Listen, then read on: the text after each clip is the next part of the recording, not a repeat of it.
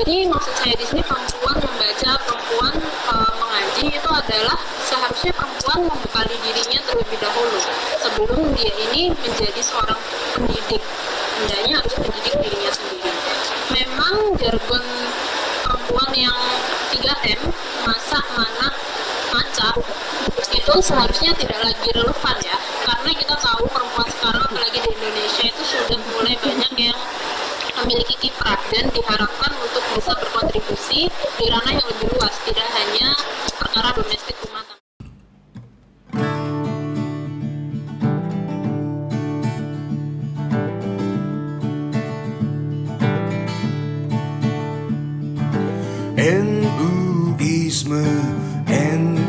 NU-isme hadir untuk kita semua, menjadi wadah untuk para dai muda berkarya untuk bangsa. Dai NU untuk semua.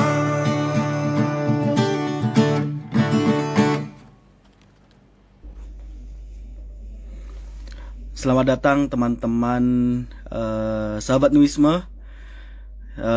Insya Allah sebentar lagi kita akan memulai bincang santai malam mingguan bersama Gus Rifkil Muslim dan Ning Imas Fatimatuz Zahroh, yang sebentar lagi insya Allah beliau berdua akan bergabung bersama kita dan akan membawakan judul bincang kita malam pada hari ini, yaitu korelasi kitab kuning dengan zaman milenial. Sudah hadir bersama kita Gus Rifkil Muslim.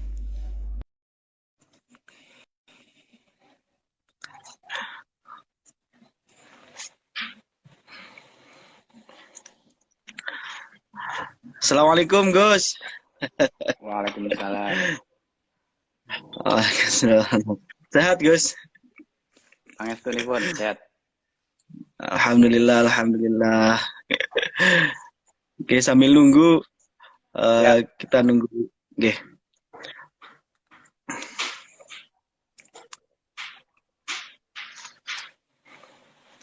Kegiatan sekarang kenapa Gus? Kegiatannya seperti biasa, nggak ada yang berubah. Cuma udah mulai mengurangi kegiatan. Masya Allah. Oke. Oke, sudah hadir juga bersama kita Ning Imas Fatimatuz Zahroh.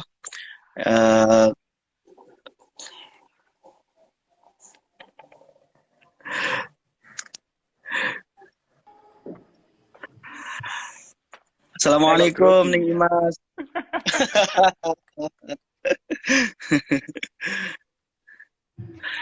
Oke. Kok saya jadi ikutan tegang ini? Saya grogi ini. Oke, guys. Langsung saja kita mulai malam mingguan kita pada malam hari ini. Saya buka ya Gus, izin buka. Ning Mas saya juga izin buka. Bismillahirrahmanirrahim. Assalamualaikum warahmatullahi wabarakatuh. Hamdan wa tamjidan lillah, salatan wa salaman ala rasulillah wa ala alihi wa sahbihi wa man tabi'a sunnatahu wa jama'atah min yaumina hadza ila yaumin nahdah. Yang saya hormati, di sini ada Gus Rifkil Muslim dan Ning Imas Fatimatuz Zahroh. Saya ucapkan terima kasih sudah meluangkan waktunya pada malam minggu kali ini untuk berbincang santai dan menggali ilmu bersama beliau untuk dengan tema yaitu korelasi kitab kuning dan zaman milenial. Sebelum penyampaian judul ini oleh Gus Rifkil dan Ning Imas, saya akan infokan kepada sahabat-sahabat Nuisme bahwasanya alhamdulillah sekarang Nuisme sudah sampai di 30.000 followers dan akan kami bagikan 2 kaos untuk 2 penanya terbaik pada malam hari ini. Saya juga ucapkan selamat siang kepada teman-teman yang di Kairo yang hari ini juga menonton. Banyak sekali yang ngechat, wah saya penggemar Gus Rifkil, saya penggemar Ning Imas.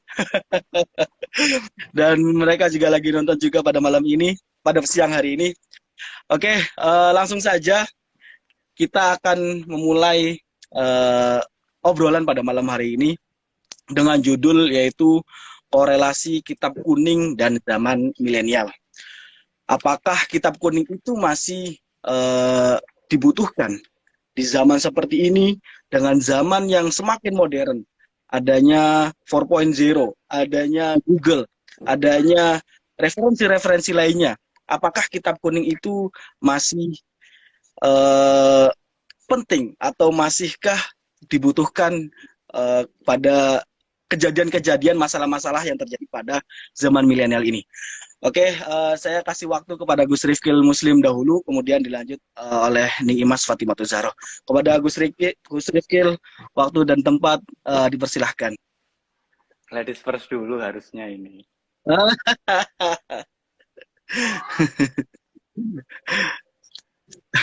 Saya Enggak, Gus. Oke, Yeah. harusnya ladies first dulu, tapi ya sudah lah karena MC-nya Gus Fahri sudah menunjuk saya mau nggak mau saya harus mau ini. Ini deg-degan ini, sumpah ini dingin semua tangan saya. Ini udah buat ini.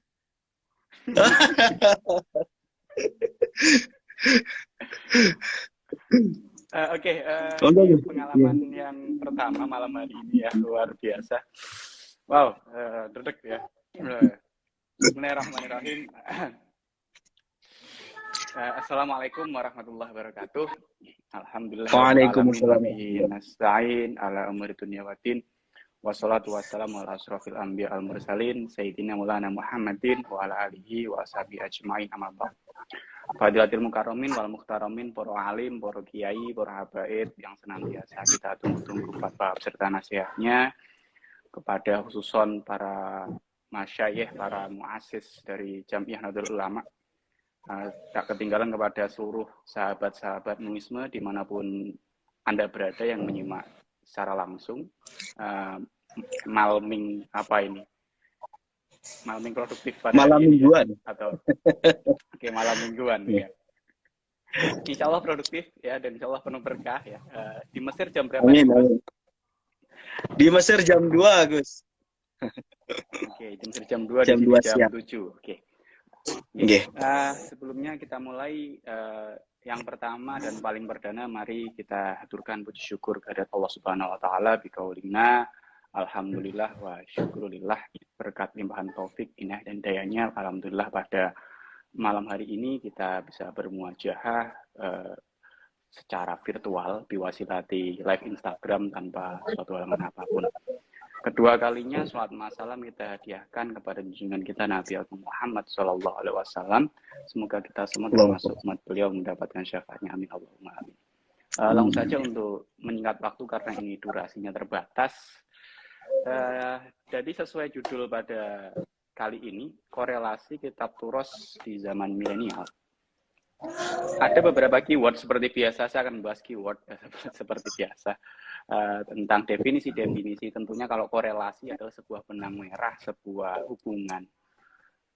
Kemudian fokus berikutnya adalah tentang kitab kuning atau turos. Ada banyak definisi tentang turos atau kitab kuning. Cuma saya akan mengangkat salah satunya dari orang Barat, Martin van Bussen, yang mengatakan kitab kuning itu ditulis sekitar abad 10 atau 15 Masehi. Seperti yang sudah kita ketahui, dalam kitab kuning itu ada matan, sarah, juga hasyiah. Nah, kitab kuning sendiri walaupun pada awalnya berwarna kuning cetakannya, makanya dinamakan kuning. Tetapi perkembangan zaman, apapun warnanya tetap dinamakan kitab kuning. Nah, Turos ini, kitab ini mutabaroh, atau bahasa lainnya ortodoks ya, dalam Kutubul Mutabaroh ini pada sesuatu yang bersifat tentang ajaran-ajaran yang di situ adalah tentang prinsip-prinsip perlindungan. Nah, ada sebelumnya tentu kita sudah sangat mengenal dan ada ungkapan mayuridullahu bi khairan yufaqihu fiddin, yang mana barang siapa yang Allah kehendaki kepadanya kebaikan, maka Allah akan memberikan kepahaman ilmu kepadanya. Dalam hal ini berarti fikih. Berarti orang harus pandai, pintar fikih agar paham tentang agama. Karena Islam ini adalah agama yang rahmatan lil alamin, agama yang moderat. Jadi di situ tidak saklek.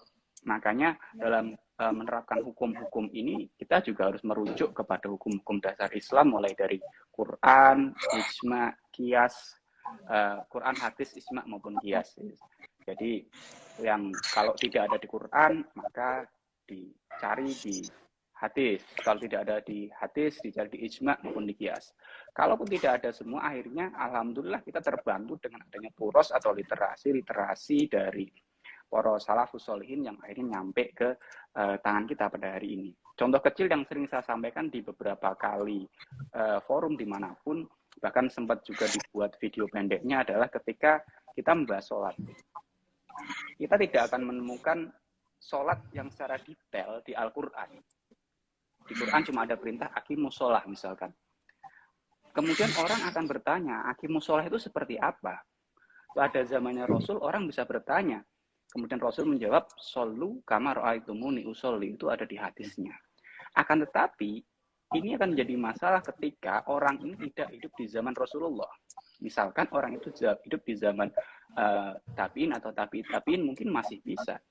Akan tetapi ketika sudah lewat masa itu, akhirnya mereka akan mencari sumber. Ketika di Quran tidak ada, di hadis tidak ada, di ijma qiyas juga tidak menemukan, akhirnya akan alhamdulillah seperti sampai sekarang ini kita bisa lihat di kitab-kitab fikih ada yang tentang misalkan kaifiah sholat, mulai dari takbiratul ihram sampai kedua salam. Bahwa definisi sholat kita juga tahu adalah ibadah yang diawali dengan takbiratul ihram, diakhiri dengan kedua salam, yang di dalamnya ada rukun fi'li maupun rukun qauli. Itu ditemukan di kitab-kitab salaf lewat matan, sarah maupun hasyiah. Dan perlu kita ketahui bahwasanya di dalam prinsip fikih itu ada 5 prinsip yang menjadi kaidah-kaidah dasar, yakni tentang agama atau ad-din. Yang kedua adalah nafas atau jiwa, yang berikutnya adalah al-aqlu, akal, yang keempat adalah an-nasl, genetik, dan yang keempat adalah harta atau harta benda. Maka kelima unsur ini perlu dikaji dan dibahas dalam ilmu fikih. Kaitan dengan beberapa hal itu sesuai bab-babnya. Misalkan kalau saya tabrakkan dengan korelasinya dengan zaman milenial, masih relevan atau tidak, masih masuk atau tidak dengan sekarang ini, yakni adalah misalkan seperti ini. Kita mungkin sering melihat sekarang adalah yang waktu itu masih ramai, misalkan jual beli online, sah atau tidak. Kalau kita maknai star letter baik itu syaratnya harus ada mabek, harus ada mustari, harus ada baek, juga harus fi majlisin wahid, ada macam-macam. Itu tentunya secara terlebih tidak bisa masuk. Akan tapi ulama dulu sevisioner itu sudah menyiapkan ketika syarat baik tidak bisa, ternyata ada akad-akad yang lain, misalkan akad salam, akad misalkan baik mausufun fi dhimmah atau yang lain, yang mana ini akhirnya terjadi di zaman sekarang jual beli online atau all shop ini. Jadi tidak harus di majlisin wahid, tidak harus di tempat, di TKP yang sama, akan tetapi juga tetap akad ini sah, misalkan seperti itu. Terus kemudian juga tentang adanya misalkan hifdun nafas atau yang lainnya. Terus kemudian tadi masalah tentang pengkiasan yang sering sekali sekarang ini kaitannya dengan bahaya narkoba. Kita tidak akan pernah menemukan dalil narkoba secara ceplos di Quran.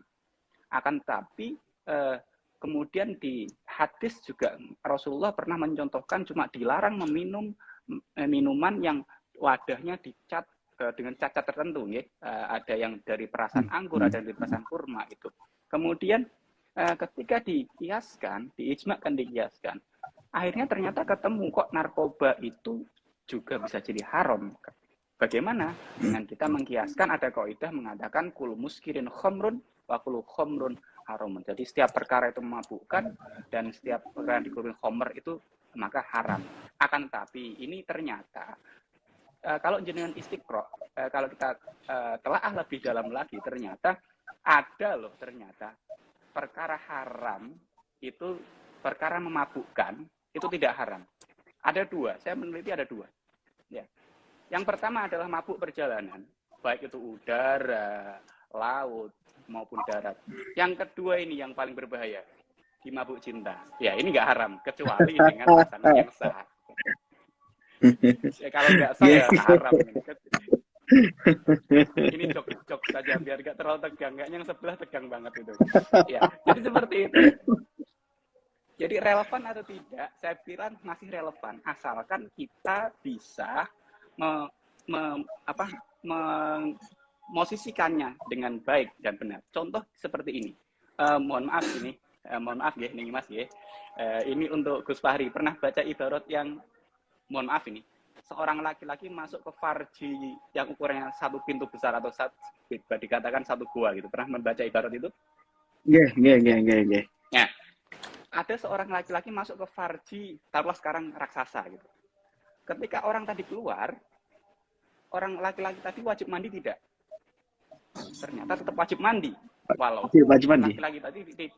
Walaupun laki-laki tadi tidak merasakan nikmat, tidak merasakan enak, tidak merasakan keluarnya, mohon maaf, mani atau sperma. Kenapa? Ini ternyata ulama dulu sevisioner ini. Kok bisa? Iya. Kalau tidak ada ibarat ini, maka orang, mohon maaf ini, yang berhubungan menggunakan pengaman, saya sebut saja misalkan ya, memakai kondom, maka ini tidak dihukumi wajib mandi. Tapi dengan ibarat itu bisa kita, oh ternyata tetap wajib mandi. Walaupun misalkan ada orang bilang definisi dari jima itu adalah iltiqaul khitanen. Bertemunya dua yang secara langsung mubasyarah tanpa ha'il biwairi ha'ilin, tapi ternyata biqadri duhulnya, kadar masuknya, terlepas bersentuhan atau tidak, terlepas enak atau tidak, nyaman atau tidak. Nah, ini sudah dipikirkan ulama dulu sevisioner dari zaman dulu, ketika ternyata ketika ada orang berhubungan memakai tanda kutip tadi pengaman, tetap wajib untuk mandi. Sama juga ketika masuk atau keluar ataupun tidak, itu contoh-contoh kecil. Terus kemudian mungkin kita membaca ibarat lagi di fikih dasar saja. Bagaimana hukumnya orang sholat di tangga gitu ya? Di tangga yang seperti ini. Kalau di nalar boleh tidak? Bisa tidak? Kayaknya enggak deh. Enggak ada Allah seperti itu. Ternyata kita sering menemukan kok di pesantren misalkan orang yang sholatnya telat, kemudian ada di emperan masjid atau musola, dalam rangka dia pokoknya pengen jamaah, akhirnya kepalanya mungkin di lantai masjid, tangga atas. musolanya, tapi iya tangga atasnya, tapi mohon maaf punggung atau pahanya itu ada bukan di emperan masjidnya. Itu masih sah asalkan memang posisi kepala itu berada di bawahnya mohon maaf pantat gitu ya. Jadi itu terlepas bagaimana kitab kuning ini masih relevan atau tidak, saya pikir masih relevan, dan saya masih ingat ini yang mungkin perlu untuk teman-teman santri ya, teman-teman santri maupun non santri. Saya mengutip dawuh dari Simbah Maimun Zubair, kiai saya pernah dawuhnya kitab kuning itu kenapa dinamakan kuning? Dari kata sifrun. Sifrun itu kata lain kuning. Kuning itu juga sifrun itu kosong. Maka santri itu kalau pengen dikatakan santri ya harus baca kitab secara kosongan. Nah ini agak berat memang. Jadi tidak membaca yang ada maknanya, tapi masih gundul. Ini akan menjadi sangat berat bagi orang awam. Jangankan baca gundul, yang ada harokatnya aja masih belepotan. Nah itu yang penting menjadi dasar untuk memacu kita agar kita belajar kitab kuning yang baik, yang benar-benar bersungguh-sungguh, dan untuk memaknai teks itu tidak letterlek untuk kitab kuning ataupun apa yang lain. Contoh lagi, ini yang masih ramai kemarin, misalkan kasusnya Pak Dudung ya, ketika mengatakan Tuhan itu bukan orang Arab. Menurut saya itu benar, dan itu tidak perlu digoreng. Kok bisa? Karena Tuhan itu bukan orang. Ya, apalagi menisbatkan orang Arab. Kalau kita ngaji tauhid, kita sudah tahu di tauhid itu kita tidak boleh menyamakan Allah dengan apapun. Ada mukhalafatun lil hawadis. Jadi cuma bumbu-bumbu gorengan saja saya pikir. Jadi itu mungkin untuk teman-teman pintar-pintarlah untuk untuk belajar dulu, jangan kesusu sok ngalim dulu ya, dan kalau korelasinya dengan sekarang, kalau ulama dulu mengabadikan karya kiainya, karya musonefnya dengan membuat, misalkan ada matan ditambahi sarah atau hasiah. Kalau sekarang mungkin kita belum sampai levelnya beliau-beliau, mungkin kita bisa mengutip-kutip, bisa mencatat-catat dawuh dari kiai-kiai kita, habib-habib yang kita patut untuk tiru. Dan kalaupun memang sekarang bisa saja. Sekarang kita terbantu media sosial, terbantu beberapa platform. Silahkan yang hobi menulis, silahkan menulis. Yang mungkin bisa pakai konten-konten ini, silahkan. Karena ini yang saya lakukan karena saya tidak seproduktif teman-teman saya yang aktif nulis, misalkan seperti Laura Ismail yang aktif menulis, kemudian juga seperti misalkan Cak Iman yang juga sosial medianya ditulis juga beberapa ibarat seperti itu. Karena saya tidak sekreatif beliau-beliau, saya seminggu sekali itu membuat kutip kitab, cuma kutipan-kutipan saja. Yang goalnya adalah agar teman-teman itu membuka lagi, mengecek lagi, harapannya kita ini semodern apapun kita harus tetap berpegang teguh pada warisan dari ulama-ulama, pada para kiai al-muhafadzatu al-qadim sholeh wal ahdu bil jadidil aslah. Mungkin seperti itu yang bisa saya sampaikan. Secara detail akan disampaikan oleh Nik Imas mungkin, dan nanti bisa disambung di sesi Q&A. Itu saja mungkin, kurang lebih. Maaf. Assalamualaikum warahmatullahi wabarakatuh. Waalaikumsalam warahmatullahi wabarakatuh. Terima kasih Gus Rifkil yang sudah menyampaikan ilmu kepada kita tentang korelasi kitab ini dengan zaman milenial. Ini para netizen menunggu-nunggu Mas untuk menyampaikan materi ini kepada beliau. Waktu dan tempat dipersilahkan. Di sini hujan, suaranya terdengar jelas atau tidak? Jelas nih. Jelas. Ya, terima kasih atas kesempatannya. Sebetulnya tidak jauh beda ya.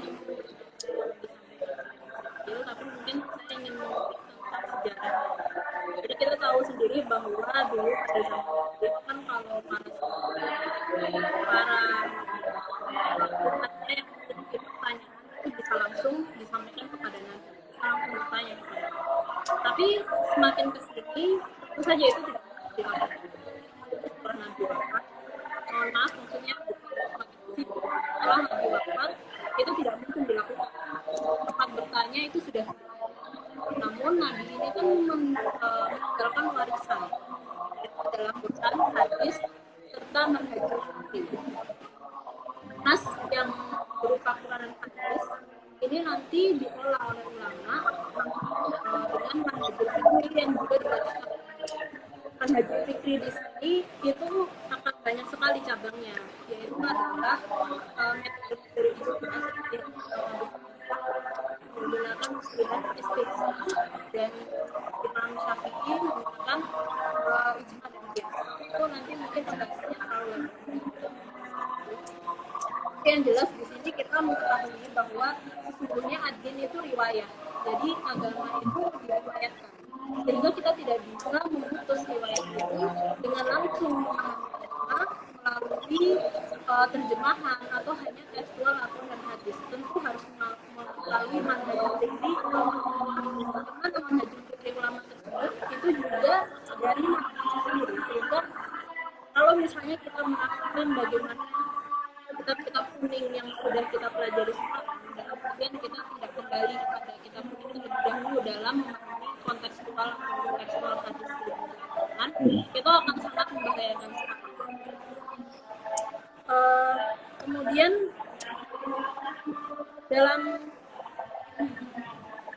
Kemudian dalam prosesnya hukum Islam itu kan sangat beragam ya. Dulu itu ada yang namanya ahlul ra'yi dan juga al-hadis.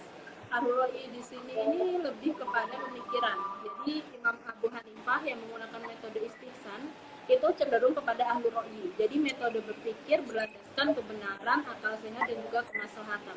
Tapi kalau ahlul hadis yaitu adalah Imam Malik, serta di sini yang termasuk juga istihadnya dari Imam Syafi'i, yaitu mengambil metode qiyas dan juga metode ijma. Nah, di sini terbukti bahwa sesungguhnya hilafiyah ulama itu dihasilkan oleh proses yang panjang, ataupun semua yang dihasilkan dalam kitab-kitab Taurat, kitab-kitab salaf itu tidak sembarangan. Semuanya melalui ada metodologinya, tidak hanya sekedar penulisan saja, tapi di situ juga ada banyak sekali proses yang dilakukan. Jadi tidak hanya sekedar berisi informasi saja. Seperti halnya dulu nih Bung, guru saya menceritakan bahwa mualifnya kitab Jurumiyah itu untuk mengecek kejernihan hatinya dalam membuat kitab itu sampai dibuang ke laut. Kemudian beliau mengatakan, jika saya memang membuat kitab ini dengan ikhlas, maka kitab ini akan kembali dan juga akan bermanfaat untuk umat. Tapi jika saya membuat kitab ini hanya untuk eksistensi diri atau eksistensi pribadi, tidak ada keikhlasan dan juga tidak dengan niat yang baik, maka kitab ini akan hilang di telan lautan. Ternyata sampai sekarang kita tahu bahwa Jurumiyah itu dipelajari oleh siapa saja yang hendak sebagai beginner ya, untuk orang-orang yang ingin bisa membaca kitab kuning. Jadi di sini kita harus mengetahui bahwa sesungguhnya sesungguhnya kitab kuning itu memang sangat-sangat vital. Sevisioner apapun orang sekarang, itu tidak lepas dari orang-orang sebelumnya. Karena agama itu adalah sebuah riwayat. Dan riwayat itu harus terus bersambung. Kita tahu bahwa hadis itu kan juga Hasan, Dhaif, Maudhu, Sahihnya, semuanya itu dilihat dari riwayatnya. Kalau misalnya riwayatnya ada yang cacat, maka hadisnya tidak bisa dipakai, tidak bisa dianggap sahih. Kalau hadis tidak bisa dianggap sahih, maka dia tidak bisa dijadikan tendensi hukum. Ini menunjukkan bahwa agama itu memang sangat kental sekali dengan riwayat, dengan mata rantai. Oleh karena itu menafikan mata rantai dan juga kitab-kitab kuning yang harusnya dipelajari terlebih dahulu sebelum kita ini bisa mengaktifkan metode berpikir kita sendiri, itu sangat berbahaya.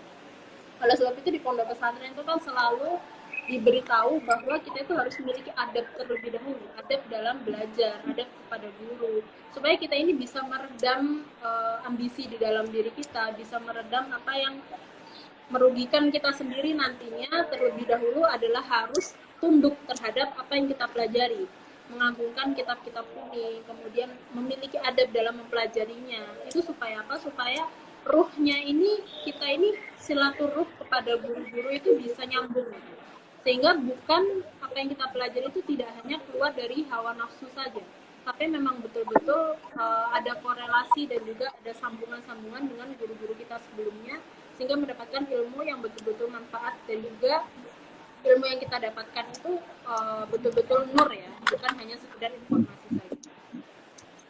Karena lagi-lagi kita tahu bahwa manusia ini kan komposisinya banyak sekali, ada nafsu, ada akal, ada jiwa juga. Tapi jika kita tidak berusaha menundukkan diri sendiri, itu nanti justru yang kita keluarkan itu bukan sesuatu yang murni, tapi justru sesuatu yang memang di situ terkontaminasi dengan hawa nafsu.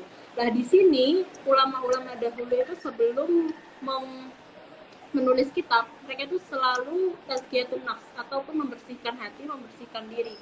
Supaya apa? Lagi-lagi kitab yang dihasilkan, kitab yang dicetak, kitab yang ditulis oleh para mu'alif itu memang betul-betul berasal dari kejernihan hati, memang betul-betul berasal dari petunjuk Allah Subhanahu wa taala, bukan hanya sekedar informasi saja, atau bukan hanya sekedar apa yang ingin ditulis, dan tentunya dengan niat yang baik. Jadi bagaimanapun kita ini nanti ke depannya, entah itu fikih itu kan ada klasik, ada fikih kontemporer ya sekarang. Tapi yang jelas adalah kita tidak boleh meninggalkan untuk mempelajari kitab-kitab klasik terlebih dahulu, karena itu adalah bekal kita untuk kedepannya, bagaimana agama ini bisa diambil, bisa diarahkan kepada hal-hal yang lebih maslahah tanpa meninggalkan manhaj fikri yang sudah menjadi riwayat dari agama kita sendiri. Begitu, kurang lebih seperti itu. Hanya itu yang bisa saya sampaikan. Ya, terima kasih atas waktunya. Terima kasih Ning Mas atas pemaparan dan ilmunya. Ini dari tadi saya lihat ketika Gus Rifkil berbicara nih Imas yang keringetan, ketika nih Imas bicara Gus Rifkil yang keringetan. Oke, terima kasih waktunya kepada Gus Rifkil dan nih Imas. Ini ada beberapa pertanyaan. Yang pertama yaitu masalah KDRT yang sekarang sedang dibahas rame di dunia maya, yang dimana oleh seorang ustazah dikatakan bahwasanya kekerasan dalam rumah tangga itu diperbolehkan dan tidak usah diangkat isunya kepada halayak ramai seperti itu. Sampai saya melihat pun ketika isu ini keluar, Al-Azhar juga mengeluarkan fatwa tentang ini, dan ya seperti itu bahwasanya pemukulan itu tidak relevan lah untuk masalah sekarang. Nah, sekarang saya mau minta penjelasan dari Gus Rifkil tentang KDRT ini. Kira-kira bagaimana pandangan beliau tentang masalah yang sedang ramai saat ini di dunia maya. Monggo Gus. Oke, sebelumnya saya bagi dulu KDRT itu ada dua. Yang pertama kekerasan dalam rumah tangga, ini saya menolak. Yang kedua kebucinan dalam rumah tangga, yang kedua ini saya mendukung. Kebucinan dalam rumah tangga kayaknya.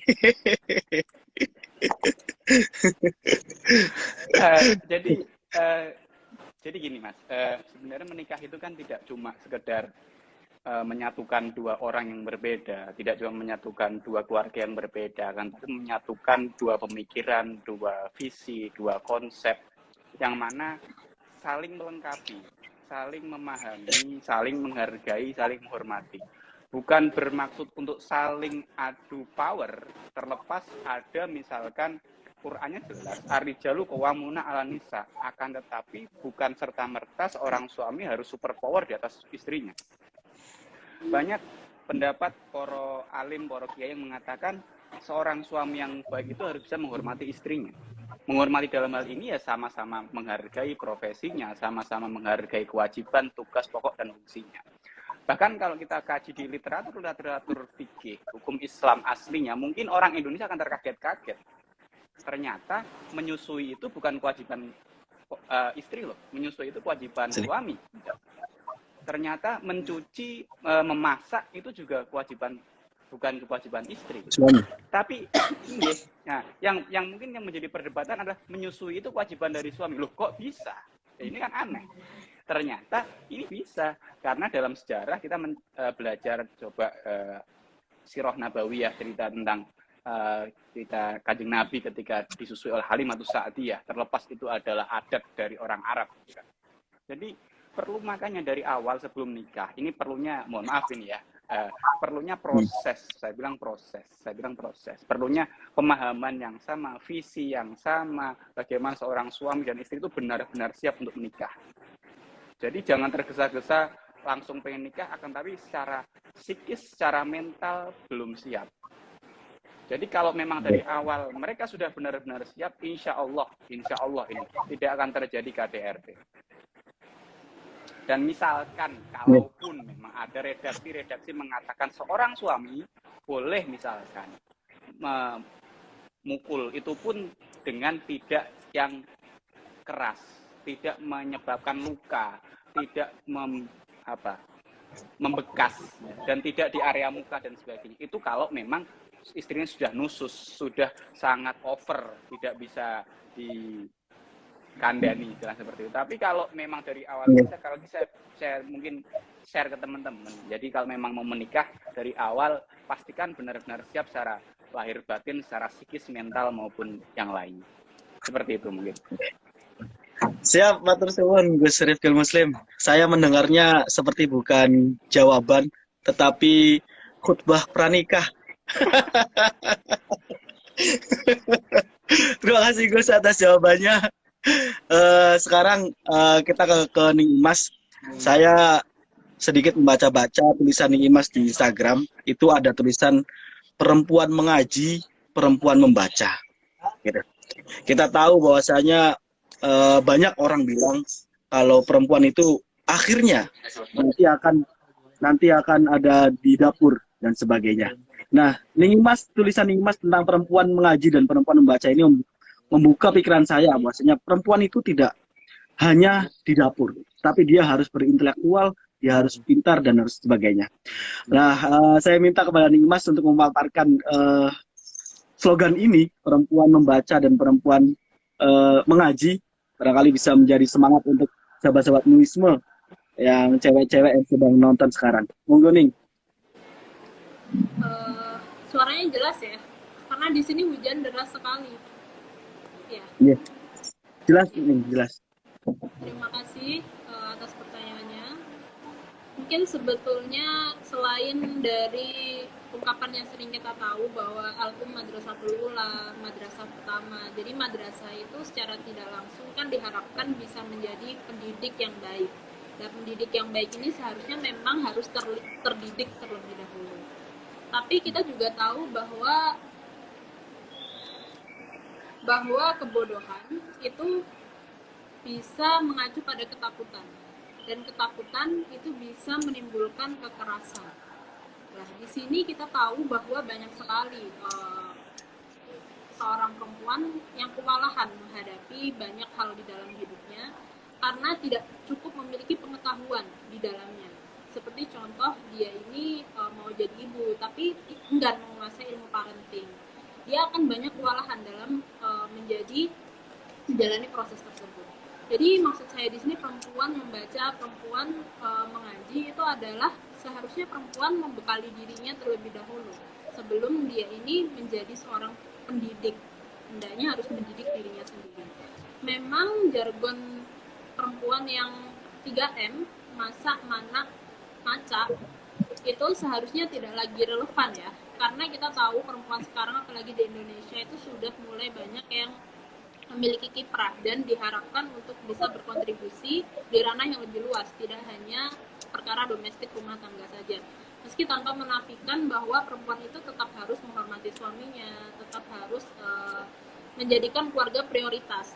Tapi tidak menutup kemungkinan bahwa perempuan ini bisa seharusnya diberi kesempatan lebih dari itu, sehingga dia bisa mengoptimalkan potensi hidupnya supaya lebih signifikan. Karena apa? Karena kita tahu sendiri bahwa kemadorotan ataupun dampak negatif yang dihasilkan oleh orang-orang yang kurang terdidik, perempuan-perempuan yang kurang terdidik itu sangat banyak sekali. Seperti halnya ketidakmampuannya untuk mendidik anak, kemudian ketidakmampuannya untuk mengelola misalnya emosinya sendiri, ketidakmampuannya untuk menjadi seorang yang memiliki kontribusi positif paling tidak. Jadi maksudnya ya mohon maaf, kita nanti tidak menghabiskan waktu kita secara sia-sia hanya untuk rasan-rasan di rumah tetangga. Perempuan punya mohon maaf ya, perempuan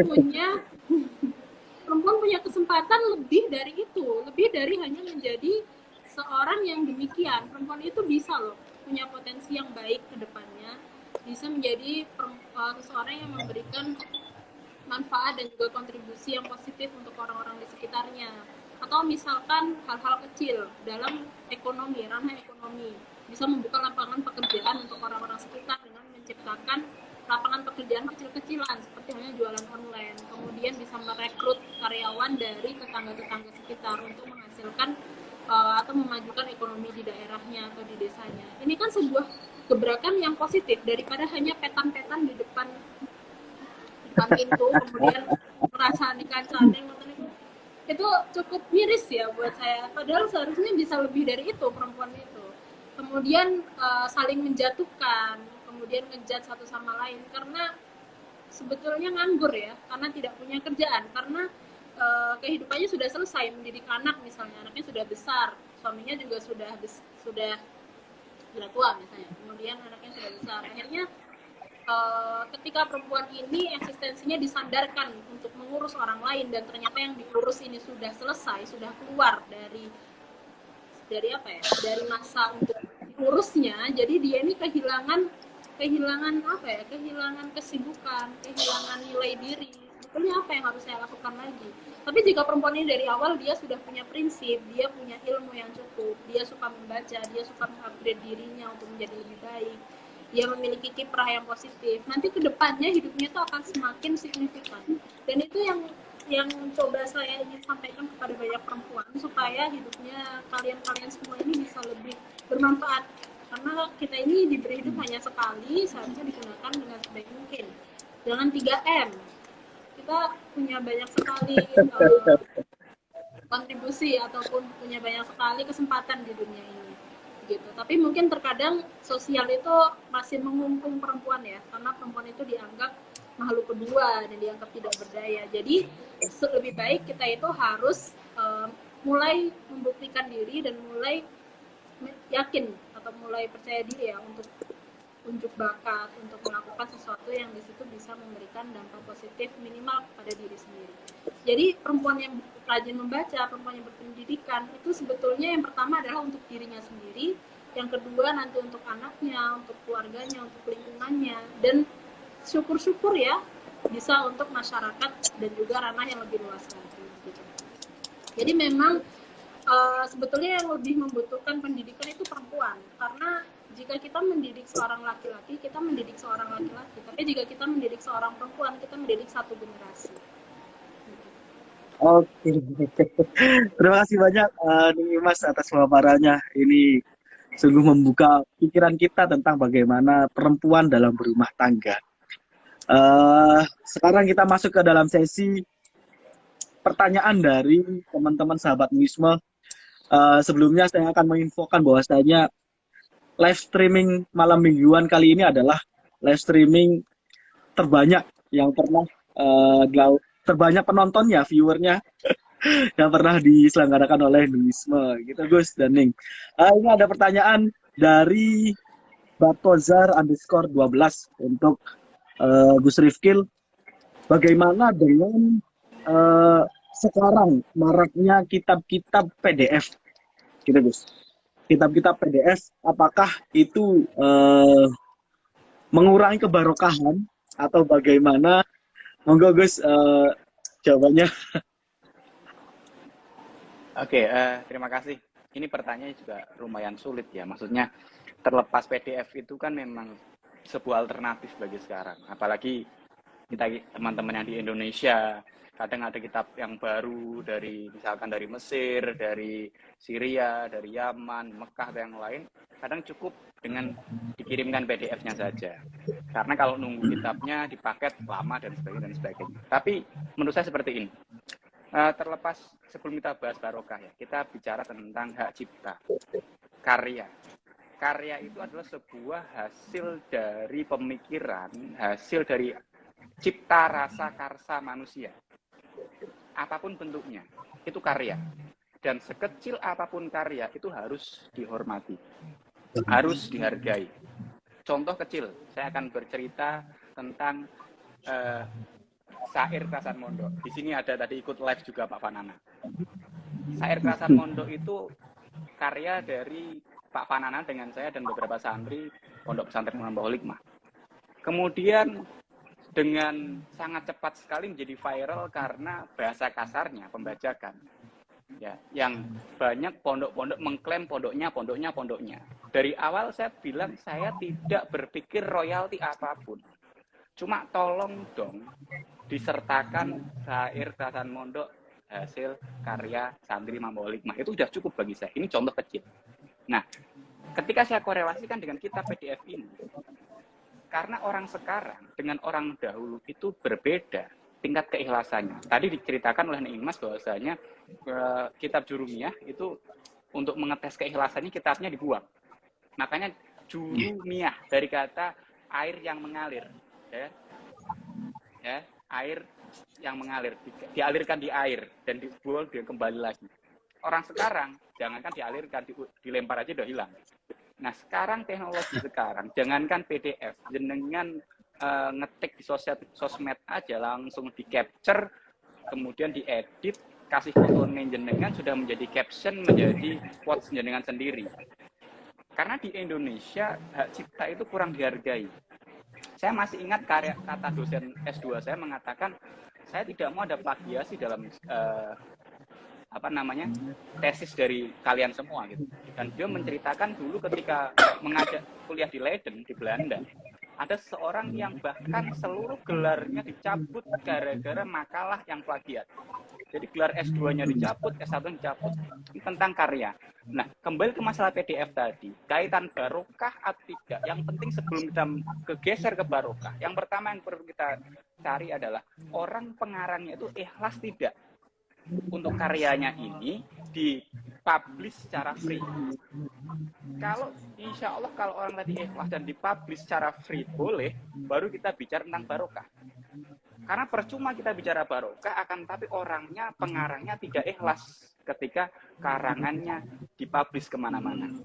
Jadi kalaupun memang sudah ikhlas, ada kan kadang misalnya ini boleh majanan, boleh secara gratis disebarluaskan, maka baru kita berpikir barokah.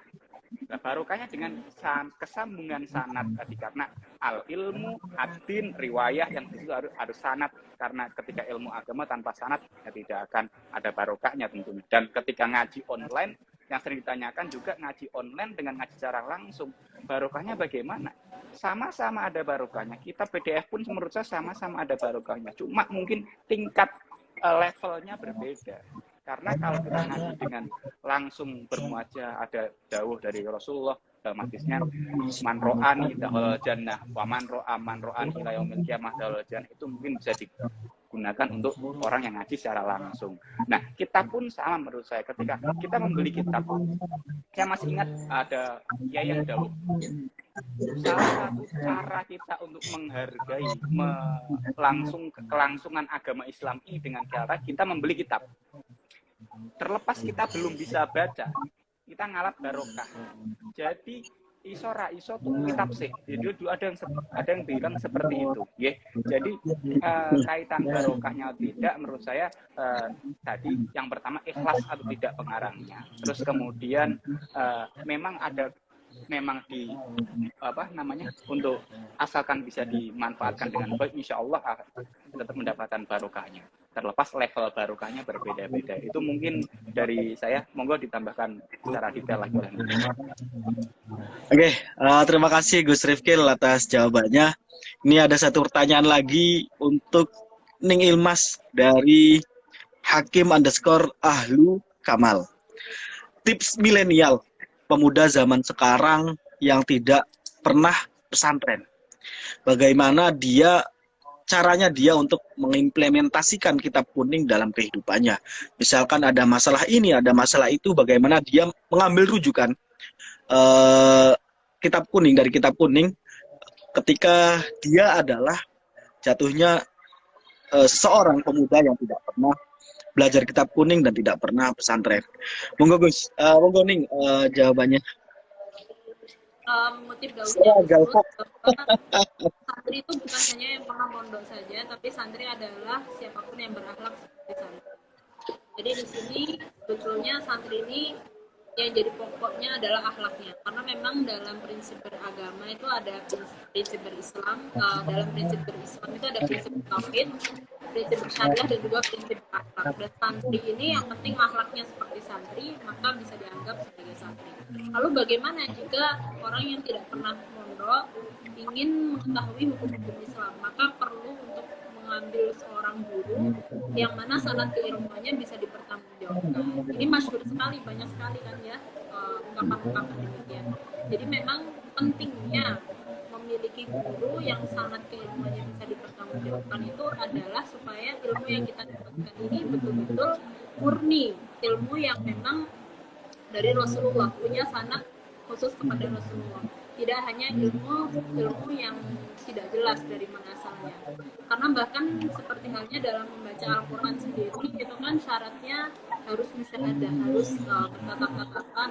Kemudian bacaannya ini riwayatnya itu jelas sampai Nabi. Begitu juga dengan ilmu-ilmu agama.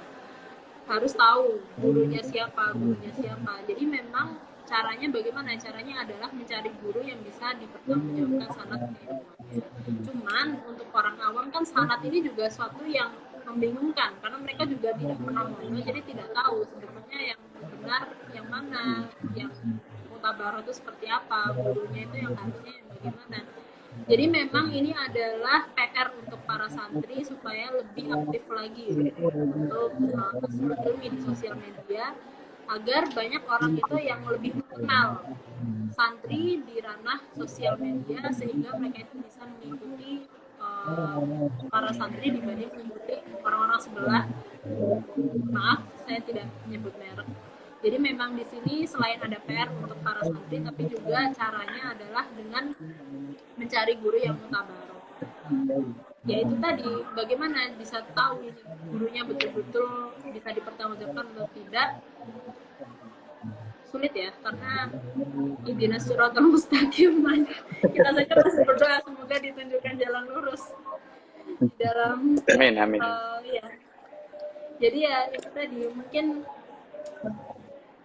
apa ya, PR untuk para santri sih, memang harus lebih banyak lagi bikin konten di sosial media supaya siapapun bisa mengakses keilmuan hasanah-hasanah klasik dan lebih mengetahui seperti halnya kaifiah ibadah, kemudian hukum-hukum yang sering kita lakukan dalam sehari, entah itu muamalah, entah itu menafkahan.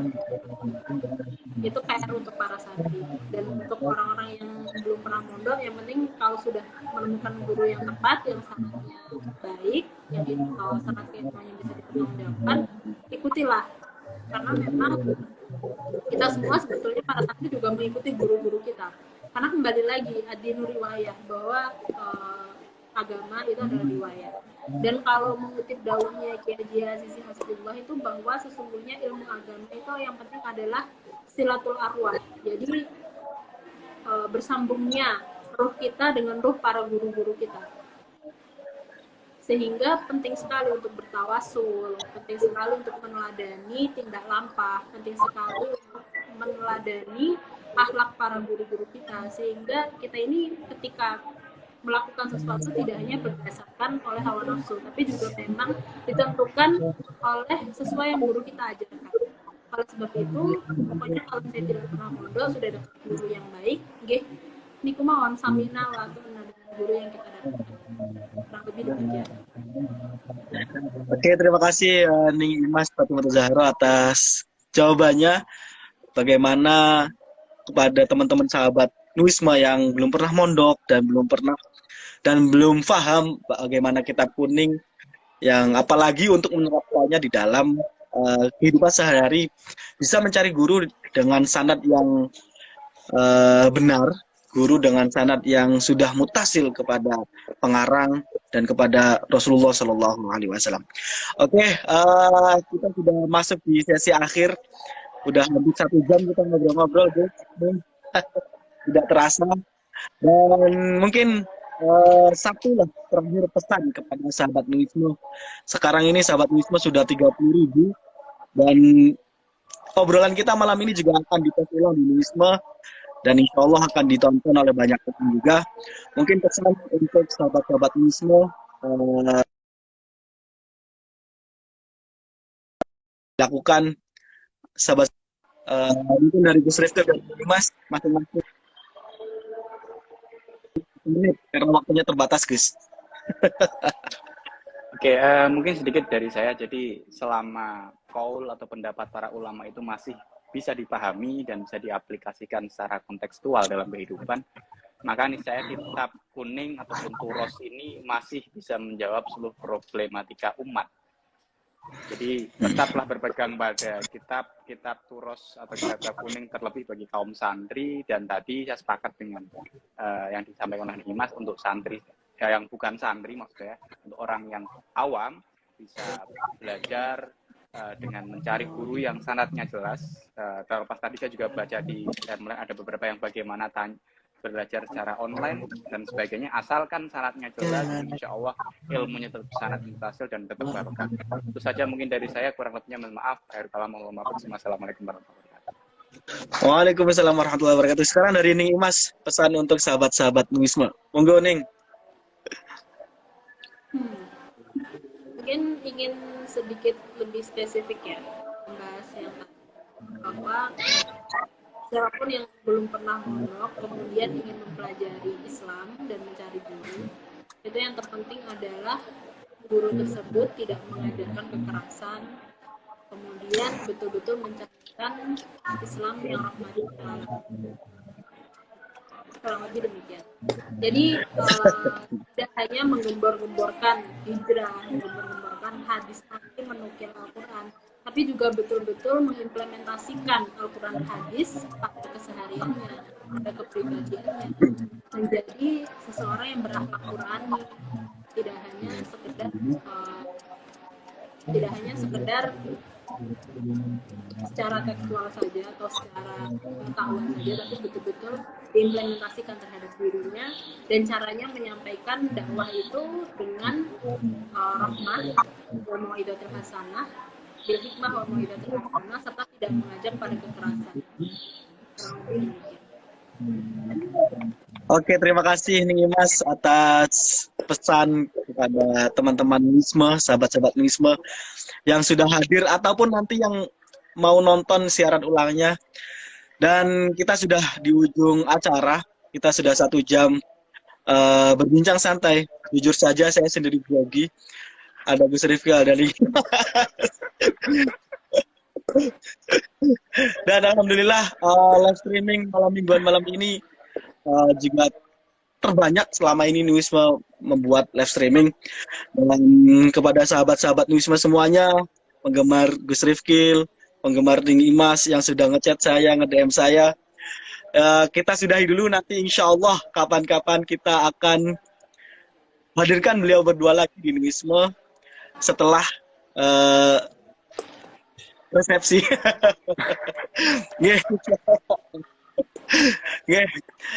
Saya infokan kepada 2 pemenang selamat, yaitu kepada Batazor _12 dan Hakim Ahlul Kamal, Hakim _Ahlul Kamal yang sudah bertanya dan akan kita kirimkan kaos Wisma secara gratis.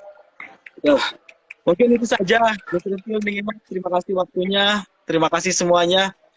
Nanti kita ketemu lagi. Wallahul muwaffiq. Wassalamualaikum warahmatullahi wabarakatuh. Assalamualaikum warahmatullahi wabarakatuh. Matur nuwun. Yeah.